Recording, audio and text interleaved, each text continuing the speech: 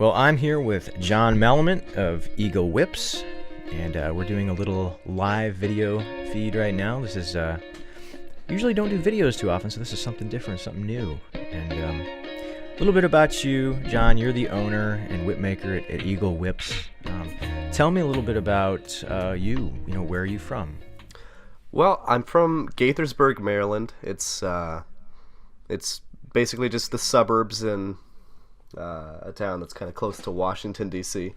And I'm going to school at Northern Arizona University right now. I'm 19. I've been making whips for about 2 years, I want to say. Close to that. And I want to guesstimate 50 whips in total so far. That's awesome. Awesome. Keep it up. So what were some of your interests, I guess, when you were younger? What were your favorite classes, if you had any? Were you into sports? Like, what would you be doing if you didn't have to do anything else? What was your main thing?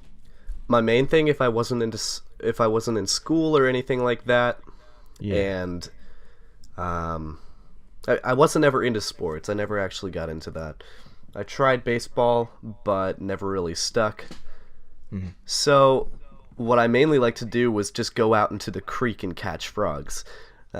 Nice. And I remember doing everyone thought I was the weird kid, so there was that. I guess it hasn't really changed much. I make whips now. That's awesome. I remember doing that as well. We got this it's called Rogers Lakewood Park. I do a lot of filming there. And I used to go when I was little and catch the bullfrogs, big old bullfrogs with the net, keep them for a week, and then let them go. My parents would be like, "You should let them go." I was like, "Yeah, you're right." I remember catching a huge bullfrog one time. It was like this big. And I just saw that thing under a log, and I was just like, "Oh, it's so huge!" That's awesome. Yeah, I love them too. It was always fun. So, fast forward a little bit, Eagle Scouts. You are currently in Eagle Scouts. So when did you join? So yeah, I'm an Eagle Scout. I've been that for about a little more than a year so far. I think I got it in April of 2017.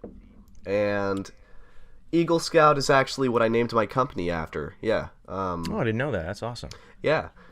So my company's name was originally Crack America, but then I received input from several people that it had some very negative connotations.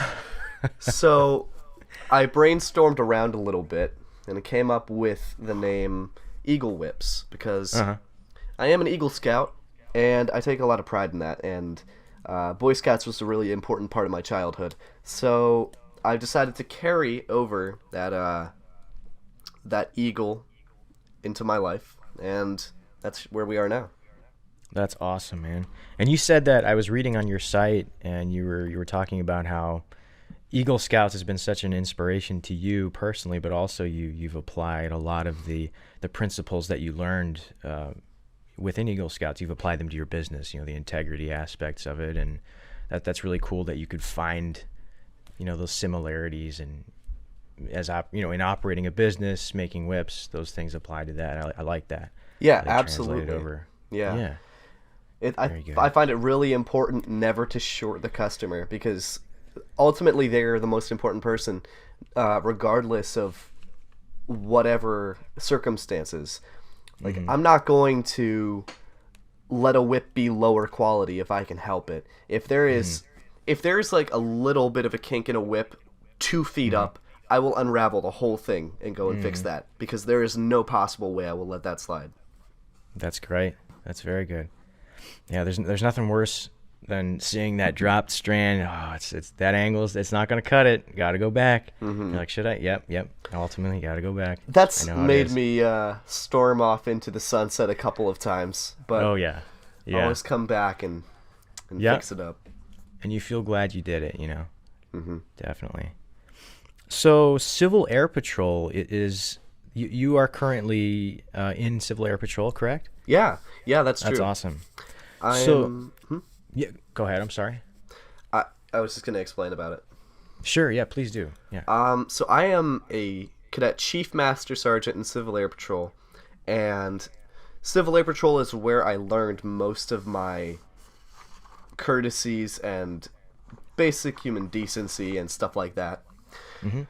Civil Air Patrol has been such an important and amazing influence in my life, and I honestly, if there is anyone watching this podcast, by the way, who is 12 through 21, I'd highly suggest that you search up Civil Air Patrol and check it out, because it's just honestly so amazing. You're gonna love it if you ever decide to join.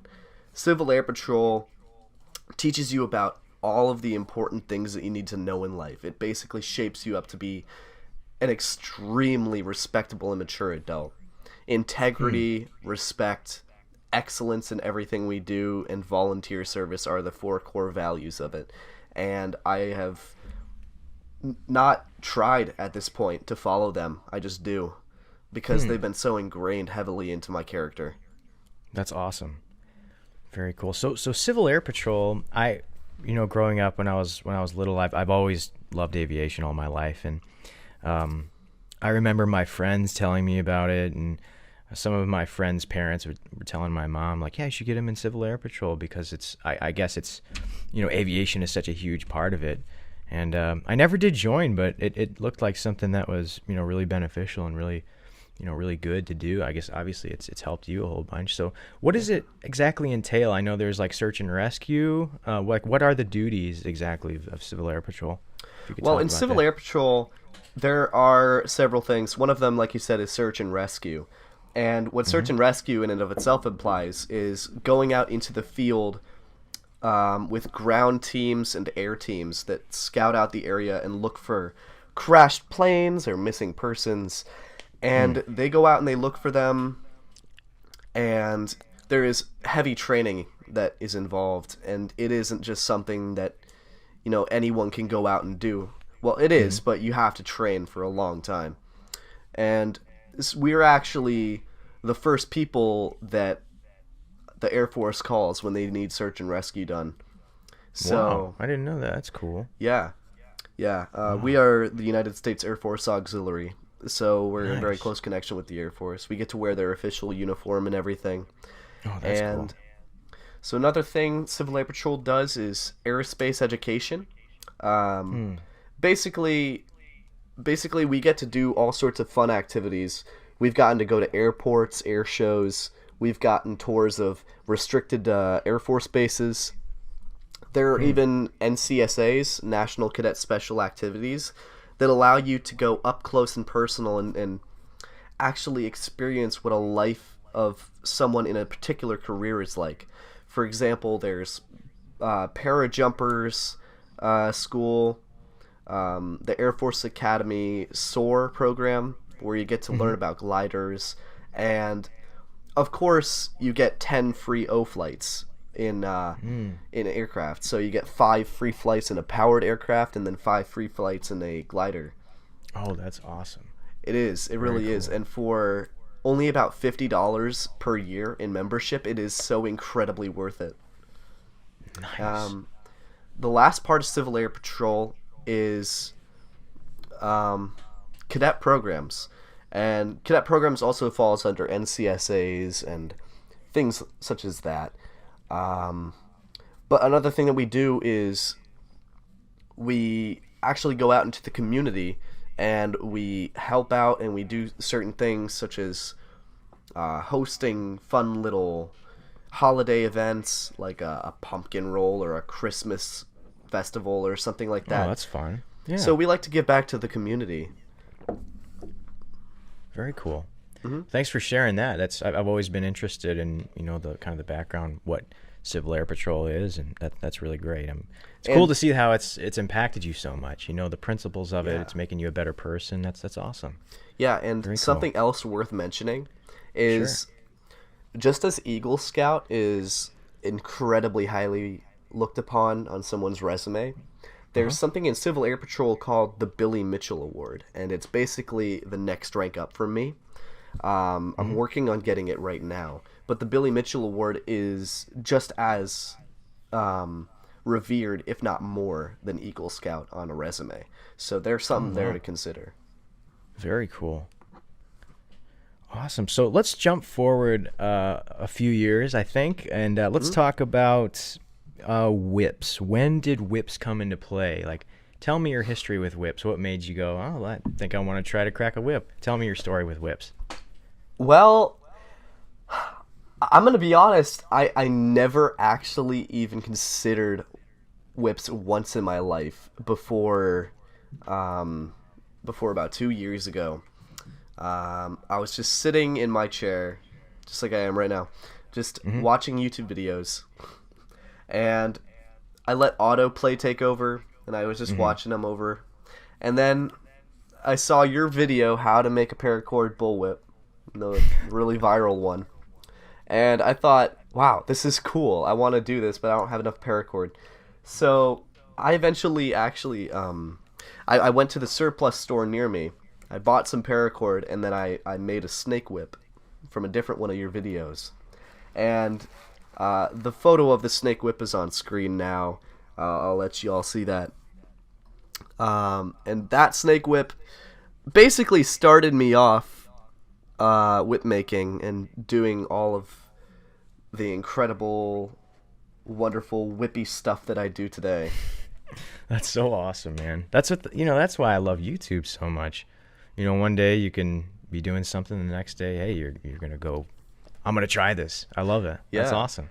Well, I'm so glad, man. I'm so glad that you came across the video and it's helped you start a business, a company.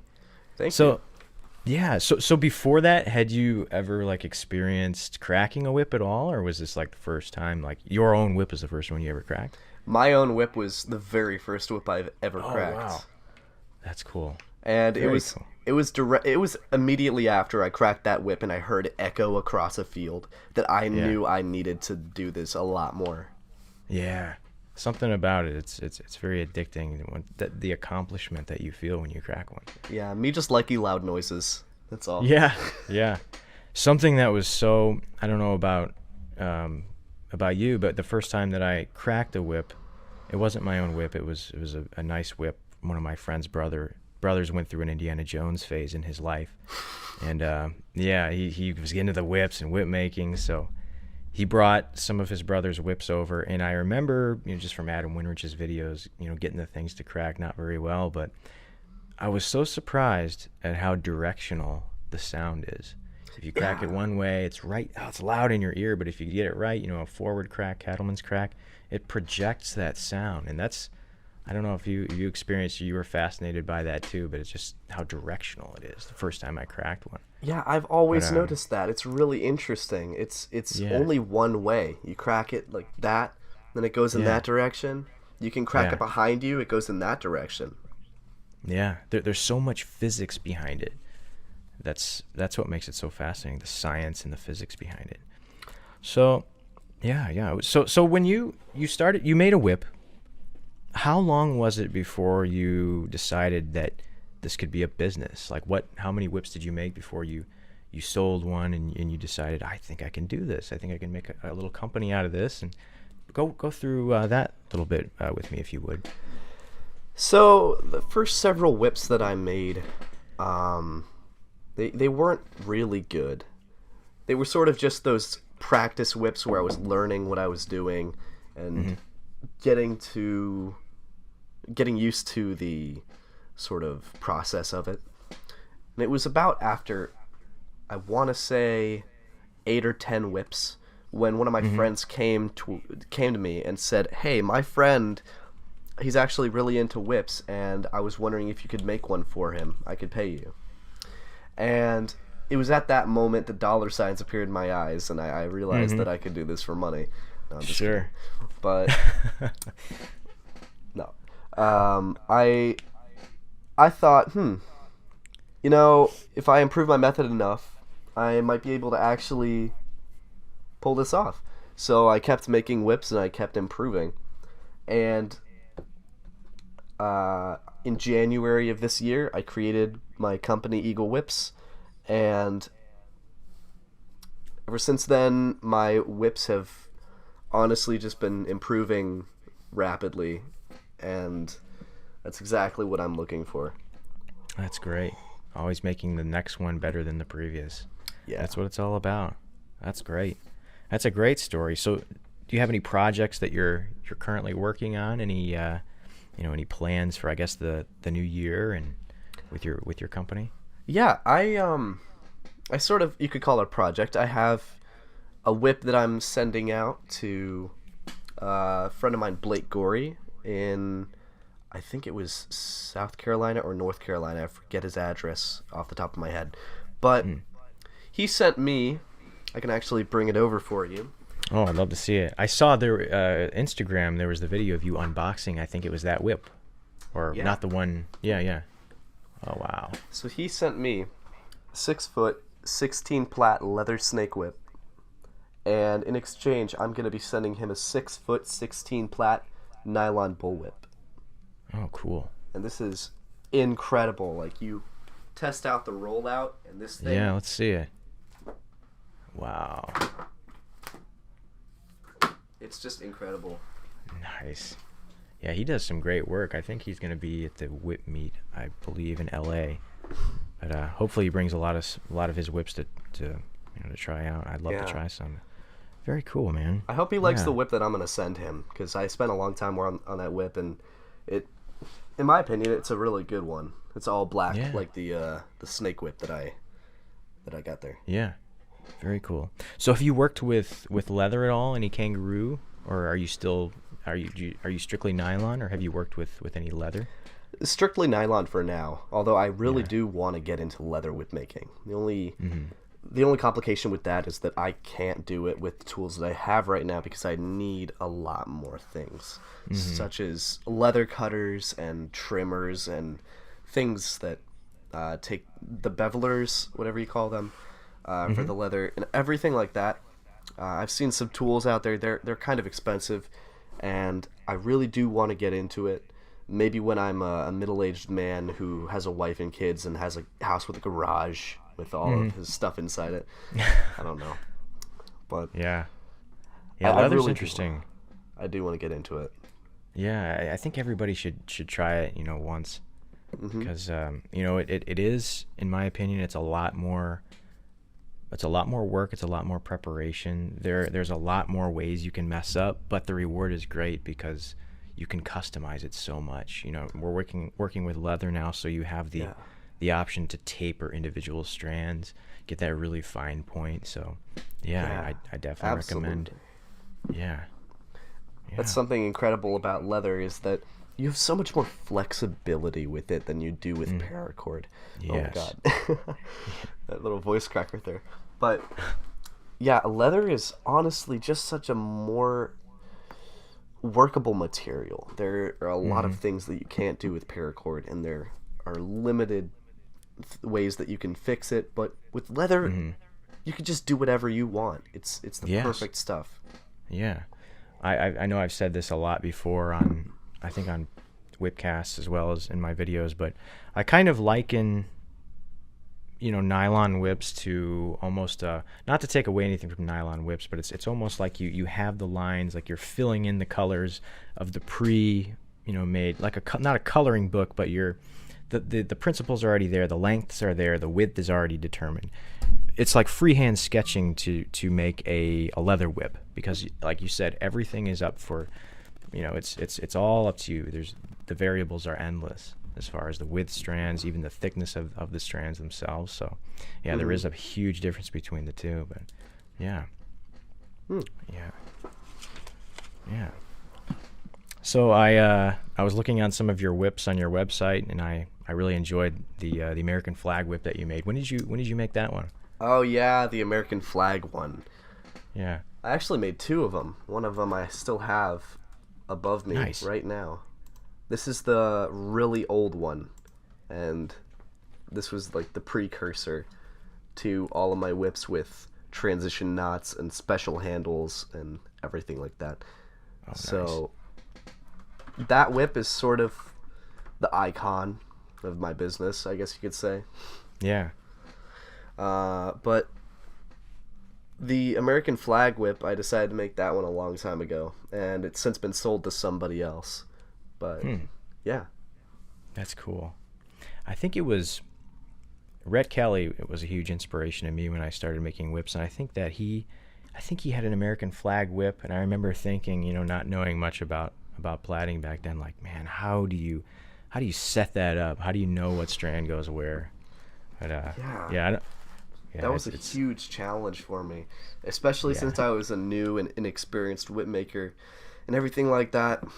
Knowing where to put each strand, I was hmm I was on the edge of my seat. I was going crazy. I was like, okay, I yeah, want to do this. How do I figure it out?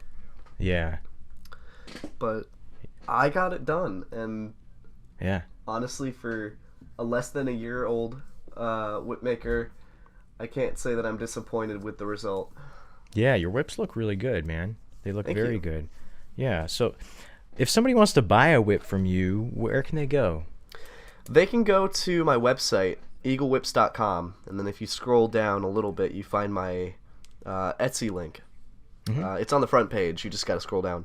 And then you click on my Etsy link, and then all the prices for the whips are there. You can see which whips I have in stock and which whips are going to be made to order. Right now, I'm a little bit low in stock, although I do have hmm some new whips coming that I can show you. So, I think you might find this a little bit funny. I decided a couple days ago I was making a snake whip, didn't know what to do it, or didn't know what to make, so recognize this? I sure do. Nice. Very nice. I Oh, just that's cool. decided I'd try my hand at making a little bit of a copy. Nice. Yeah, I like how you even got the heel knot the same color there. That's like the exact same color that I used. Wow. Yeah, I was Very surprised nice. that I had it, but it turned out pretty good. And then Awesome. the second whip I made just last night. This is a pretty common whip design that I have going for me. I really like the black and brown stripe going down it, Oh and then yeah. a little bit of a Turk's head knot like that, and a black spiral Very at the very nice. end right there. Very good. I uh I think it was a couple weeks ago. I was working on a whip, and I decided to expand one of the 5x4s to a 7x6 and then to an 8x9. I don't know if you've ever done that. Just keep on expanding the knot, and you can get some pretty cool patterns with that. But yeah, maybe I'll do a video on that pretty soon. But Yeah. if we could take a quick step back to kind of when you started making whips. I know everybody who watches my videos, they know that the knots for a long time were the most difficult part of whip making for me. And still to this day, I say to people, like, sometimes I'll start one, I'll be like, wait, under or over? And I have to go through that. It's like knots is always going to be that one thing. And I'm like, man, I don't know. But what do you have were there any like kind of barriers that you really had to push through that kept, bringing themselves in your way, I guess? What was the hardest I'd have to say hardest the only barrier that I had for a very long time was not having the right needle, because okay, let me see if I can find it real quick. For the longest time, I had a really thick and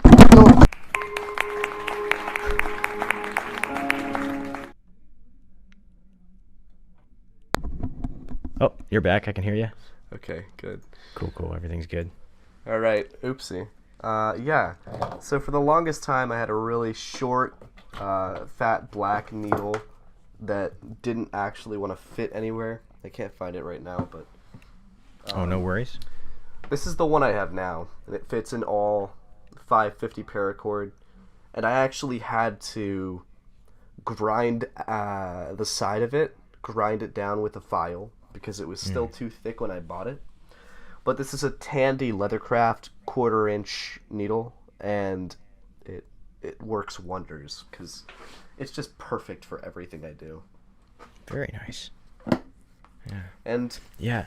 yeah, like most people, some of the other small hurdles were, of course, like not knowing where to go under or over. But I quickly memorized how to do that. It was mostly hand memorization, so I was just able to do it without really thinking too much. And I did have to go back to a lot of videos and rewatch them and figure out what I was doing. But overall, it wasn't too difficult. Now, getting them to actually lay flat and stick to, like, or stick side to side and not have any gaps, that was another issue. Sure. And to this day, I still have some problems with that. Like this snake whip in particular, too. You can easily tell there are some small little gaps in that. A little bit. Not for, yeah, that's pretty good. What I started doing was I take my thumb and just turn the whole thing and kind of push them to the side. I found that'll help. And then, do you wax your whips? I do, yeah. Yeah, because that really helps lock those strands into place so well. And that's something that I, learned. I didn't realize in the beginning how beneficial waxing a whip was. I just thought, it waterproofs it, makes it a little heavier, but it really does tighten those strands. Yeah. So waxing the whip, it also gives it an amazing feel and a does. little bit of a gloss, and I like that. Yes. Makes I it love almost that too. seem like leather. Yeah, that's a good way to describe it for sure. Yeah. Very cool. Well, let's see. That's about all I have on the outline for this interview. Is there anything you'd like to add? Any ideas? Anything new you're doing? Any whips you're currently working on? Or anything of that sort? Nothing big, but I mean, I've got this little core of a snake whip I'm working on. Nice. There are a couple people that want to order a whip from me. One of them wants a Raiders of the Lost Ark bull whip, and another one wants a bull whip for his friend. He has yet to tell me what design he wants on it. But I'm going to be getting those orders soon. Very awesome. And also just a little piece of random advice. If you're a whip maker and... I'm going crazy because I can't find the thing that I was going to show. Oh, there it is. If you're a whip maker and you're watching this video... yes.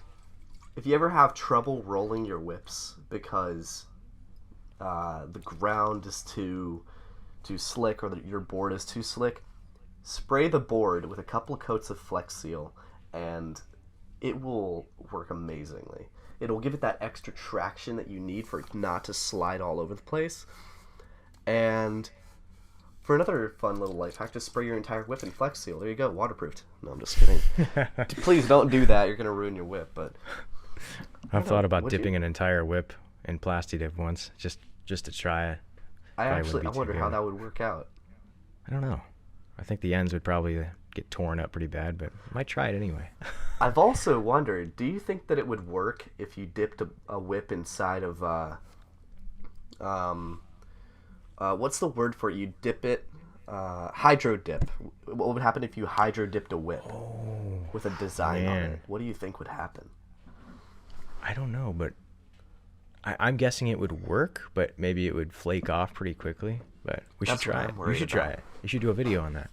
I think I'm going to do that, absolutely. Yeah. That sounds like a really interesting idea. I don't know how that would work out, but I really want to see. Yeah, man, you should do it. I was thinking of doing like PVC handles for performance hybrid whips. I think that would probably work actually.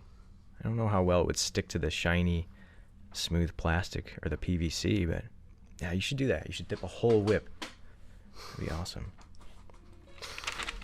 Yeah. Next up, I'll dip an entire whip in Flex Seal. Let's see how that works. There you go. Well, Jon, thank you so much for coming on the podcast. I appreciate it. EagleWhips.com. Check out Jon's whips in stock on his Etsy page and order a whip from him. Thank you so much for coming on the show, Jon. Thank you so much, Nick. It was a pleasure being here. You betcha. The 2019 Los Angeles Whipcracking Convention is going to be held January 5th, 2019 in Burbank, California. If you're interested in learning more about the 2019 Whipcracking Convention, go on over to Adam Winrich's Facebook page. There he posts updates and more information about the event, so if you're interested in checking it out, then I'd suggest you go over to his Facebook page. Happy cracking, and we'll see you all in the next video.